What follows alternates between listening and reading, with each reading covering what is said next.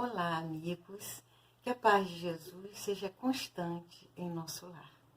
Nosso tema de hoje é Há muitas moradas na casa do Pai. E vamos iniciar as nossas reflexões sobre a página que a Rosaura acabou de ler para nós. Na página, ela disse assim, na lição 78 do Vinha de Luz de Paulo, diz assim: de sorte que se alguém se purificar destas coisas, será vaso para a honra, santificado e idôneo para uso do Senhor e preparado para toda boa obra. Então aqui, nesse versículo, Paulo já nos fala de uma purificação que temos que fazer para sermos instrumentos na obra do Senhor. No parágrafo seguinte, no parágrafo 3, ele diz assim, Emmanuel diz assim: quem não guarde os ouvidos pode ser utilizado pela injustiça. Então já começa Emmanuel a nos falar da importância de selecionar o que ouvimos, como ouvimos e por que ouvimos determinadas coisas, né? Depois ele fala assim: quem não vigia a língua pode facilmente converter-se em vaso da calúnia, pela leviandade ou pela preocupação de sensacionalismo. Então, muitas vezes a gente fica comentando e falando de coisas que nós não temos certeza, com tanta fake news que tem por aí, nós não temos certeza, nós não sabemos se seria benéfico ficar falando sobre essas coisas, né? E muitas das vezes a gente quer falar só porque a gente ouviu falar, e às vezes a notícia nem é boa, mas a gente quer comentar, quer falar com alguém. E isso, muitas das vezes, a gente contribui com vibrações negativas, dificultando a ajuda do plano espiritual ao planeta que está passando por tantas dificuldades. Aí ele continua: quem não se orientar, quem não ilumine os olhos pode tornar-se vaso de falsos julgamentos. Então, termos um bom olhar, ele vem dizendo, para as dificuldades do outro, né? Porque nós também erramos. Então, ter um olhar de bondade, de carinho, de afeto para com o erro do outro. Não sair comentando, quer dizer, vigiar a língua. Não ficar tentando escutar para tentar entender mais ainda e melhor por que a pessoa errou, por que a pessoa age daquela maneira, para depois ter mais argumentos para sair comentando, né? É se vigiar mesmo. E aí ele continua: quem não se orientar pelo espírito cristão será naturalmente conduzido a muitos disparates e perturbações, ainda mesmo quando a boa-fé lhe incuta propósitos louvados. Então, não é pelo fato de estarmos frequentando a casa espírita ou um outro templo religioso que nós já somos as melhores pessoas do mundo. Não somos. Temos que fazer constantemente o que Jesus fala: vigia e ora, para não cair em tentação. E no parágrafo 4, ele diz assim: os homens e mulheres, como o Dejaí gosta de dizer, de todas as condições, estão sendo usados pelas forças da vida, diariamente. Por enquanto, a maioria constitui material utilizado pela malícia e pela viciação. Infelizmente, né? A maioria de nós ainda se deixa levar pelas coisas como todo mundo. Ah, todo mundo faz assim. Ah, eu sou assim mesmo, né? Esquecendo de vivenciar os ensinamentos do Cristo. No último parágrafo, ele conclui: observa, pois, amigo, a que princípios serve na vida diária. Lembra-te de que o vaso de tuas possibilidades é sagrado. Que forças da vida se utilizam dele? Não olvideis, quer dizer, não esqueça, acima de tudo, que precisamos da legítima purificação, a fim de que sejamos vasos para a honra, idôneos, quer dizer, certos, para o uso do Senhor. Quer dizer, o Senhor precisa ter certeza que pode contar conosco. E para que Ele possa contar conosco, nós precisamos estar preparados. No Evangelho segundo o Espiritismo, no capítulo 3, que fala sobre as muitas moradas, fala da condição, da escala do planeta, né? E nós, o planeta Terra, ele já esteve na condição de um mundo primitivo, ele agora está na condição de um mundo de provas e expiações, almejando alcançar o mundo de regeneração. E nós não vamos falar de todas as escalas, porque não, agora o que é importante para a gente é abordar esses três. O que nós já fomos, onde nós estamos e para onde nós queremos ir atualmente. Aí fala assim, a casa do Pai é o universo. O espírito, quando está na erraticidade, que é o intervalo entre uma encarnação e a outra, pode ser feliz ou infeliz. O lugar para onde irá dependerá do seu grau de adiantamento, do desapego em relação às coisas materiais, das percepções que possua, podendo tudo isso variar ao infinito. Então, o espírito, ao sair desse corpo material, vai para a erraticidade, que ele diz aqui, é o lugar onde ele aguarda a próxima reencarnação. E como ele chega lá, depende, se ele é feliz ou se ele é infeliz, depende como ele foi aqui. Aí ele conclui assim, depois vocês vão lá e dão uma lida mais, eu só resumi. Assim, enquanto aquele que foi mal sofre por estar em uma condição lamentável, na maioria das vezes sozinho, sem consolação, separado das coisas que gostava, atormentado pelo remorso, pelos sofrimentos morais, o justo, reunido com seus entes queridos, desfruta de uma indescritível felicidade. Percebe? O mal sofre por estar em uma condição lamentável, na maioria das vezes sozinho, sem consolação, separado das coisas que gostava. Opa, peraí, que negócio é esse aí? Sofrer separado das coisas, porque está separado das coisas que gostava? É isso mesmo, né? Porque quando estamos aqui, muitas vezes nós damos mais importância ao ter do que ao ser. Ao ter coisas, cargos, carros, casas, posição, calçados, roupas, todas essas coisas são mais importantes do que o ser melhor. Então, quando estamos na vida espiritual, se vivemos só preocupados com essas coisas, é lógico que sofreremos por não ter mais essas coisas, né? Portanto, no plano espiritual, também existem muitas moradas, pois a situação em que se encontra o espírito desencarnado pode ser considerada uma morada, embora ela não esteja delimitada nem circunscrita em lugar específico dentro da espiritualidade. Então, né, aqui achei muito bacana, porque ele já vem falando que cada um de nós é uma morada. E é exatamente sobre esta morada, sobre a regeneração dessa morada, que eu quero falar um pouquinho com vocês.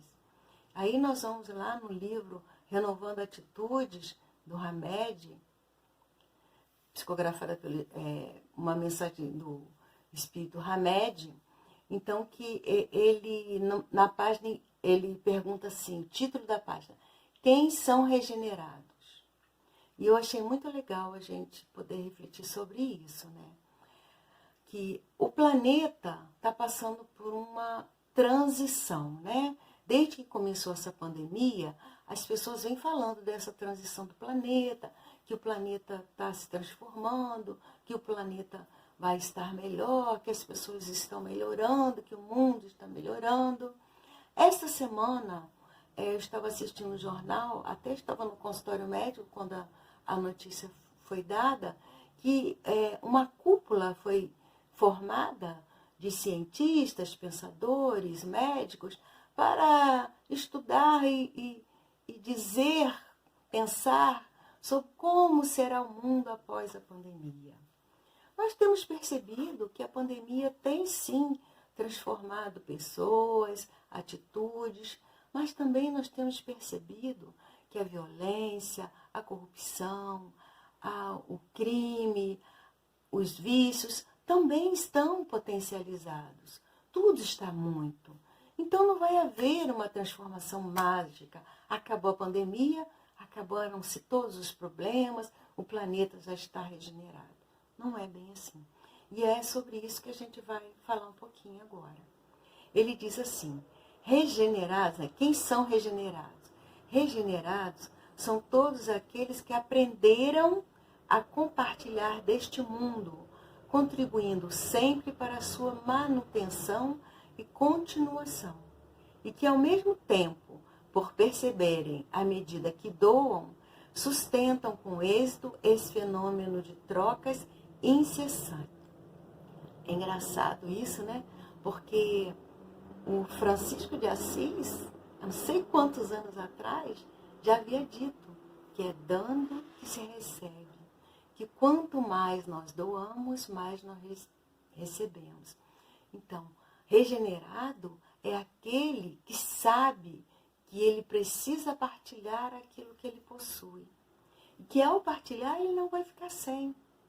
Muito pelo contrário, mas lhe será acrescentado, como já disse Jesus também. Né?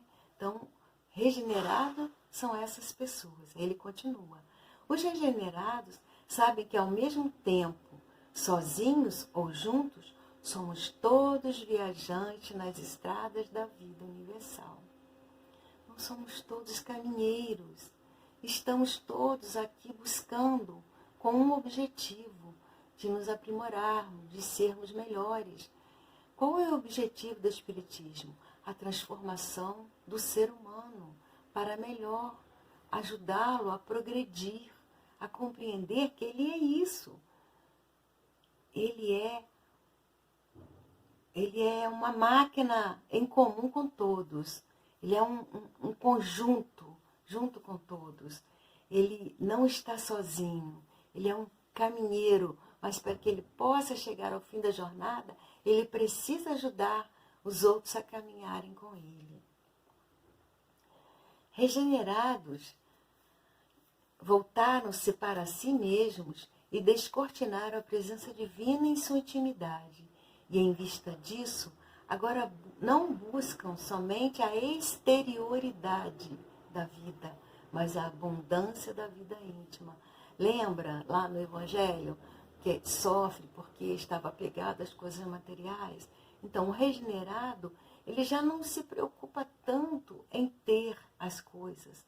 Não precisa preocupa tanto em ter abundância de todas as coisas para ser feliz, para viver em paz. Né? Ele se preocupa mais com a abundância íntima, com seu bem-estar íntimo, com as coisas que a ferrugem e a traça não corroem. Ele se preocupa mais com essas coisas. Ele diz também, regenerados são os seres humanos que notaram que não podem modificar o mundo dos outros.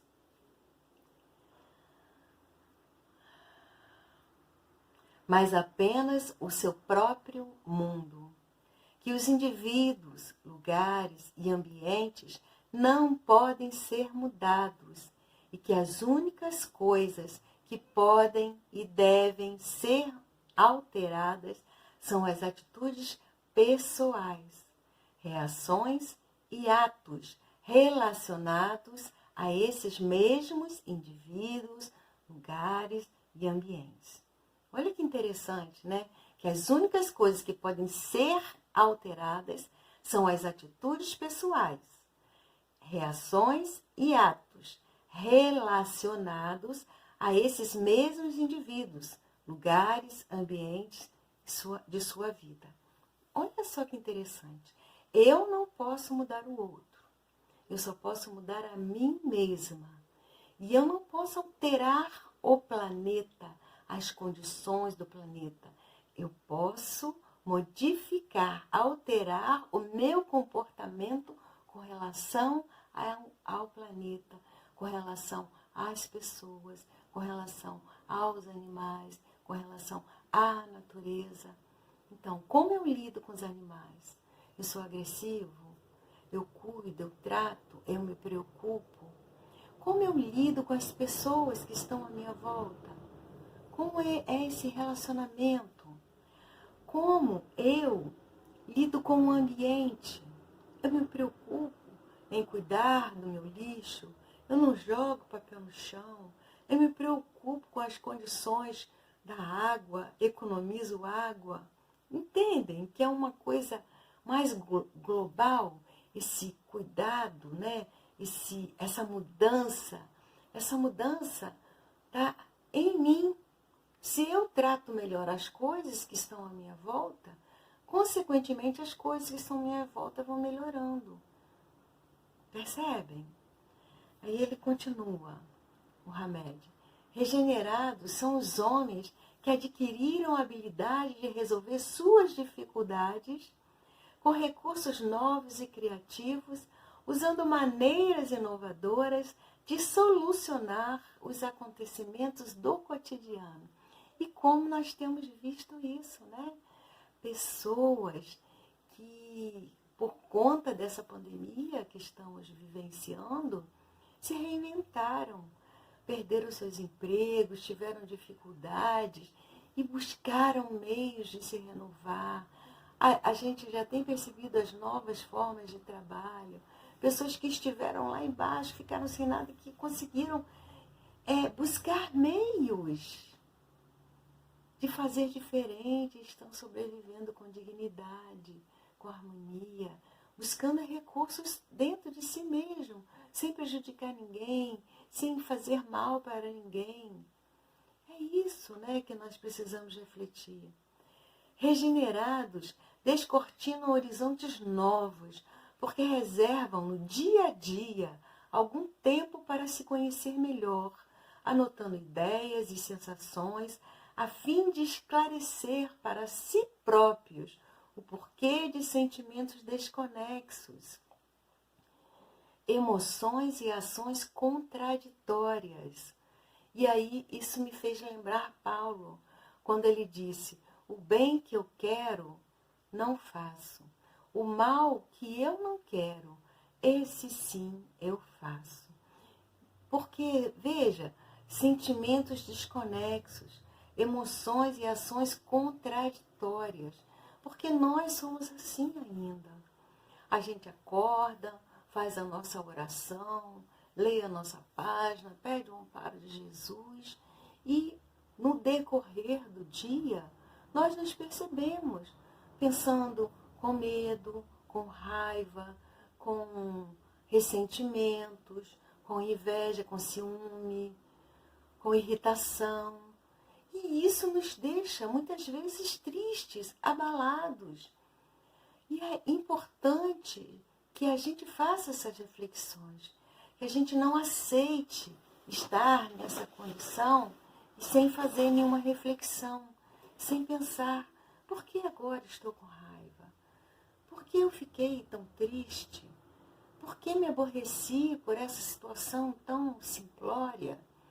É fazendo essas reflexões, identificando em nós ainda essas imperfeições, orando e pedindo o amparo de Jesus, para que a gente possa ir galgando degraus de melhoria interior. Investigando a nós mesmos, né? Regenerados, descortinam horizontes novos, porque reservam no dia a dia, algum tempo para se conhecerem melhor, anotando ideias e sensações, a fim de esclarecer para si próprios o porquê de sentimentos desconexos emoções e ações contraditórias. Pensemos nisso, meus irmãos. E aí ele fala assim ainda: regenerados retiram máscaras que inicialmente lhes davam um certo conforto e segurança, já que depois eles mesmos reconheceram que elas os aprisionavam por entre grilhões e opressões.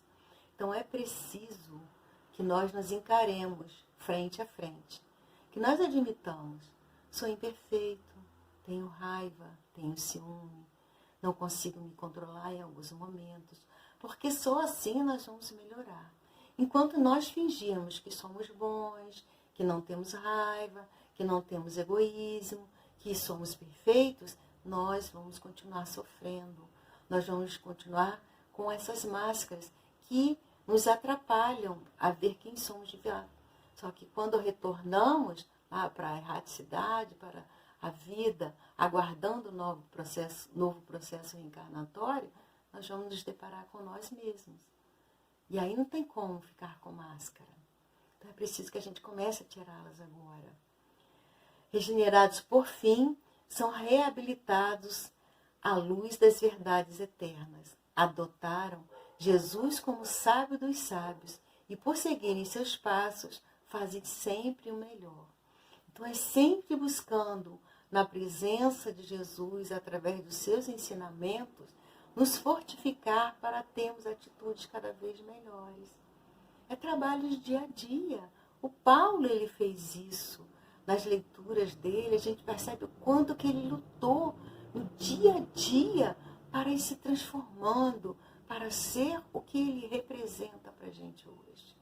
Mas isso é luta diária, é esforço constante, para que a gente consiga ser melhor.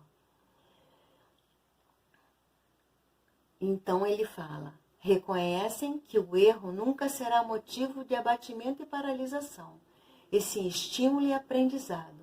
Por isso seguem adiante, pacientes consigo mesmos e com os outros, ganhando cada vez mais autonomia e discernimento ante as leis de amor que regem o universo. Então, é ter paciência com as nossas falhas, com os nossos erros, mas não se acomodar. Lutar, fazer diferente, pedir perdão, pedir desculpa, se modificar, procurar sempre, a todo instante, realizar o melhor. No item 17 desse capítulo 3 que nós estamos estudando, no Evangelho segundo o Espiritismo, Santo Agostinho diz assim: os mundos regeneradores servem de transição entre os mundos de provas e expiações e os mundos felizes. A alma que se arrepende e quer melhorar encontra neles a tranquilidade e o repouso que precisa para se depurar. Então, nesses mundos a gente vai se sentir um pouco mais tranquilo, ainda lutando contra as imperfeições ainda que teremos, ainda lutando contra as provas, mas com mais tranquilidade.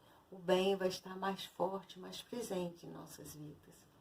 Nos mundos regeneradores, os homens estão menos preocupados com as coisas materiais, porque possuem melhor noção do futuro.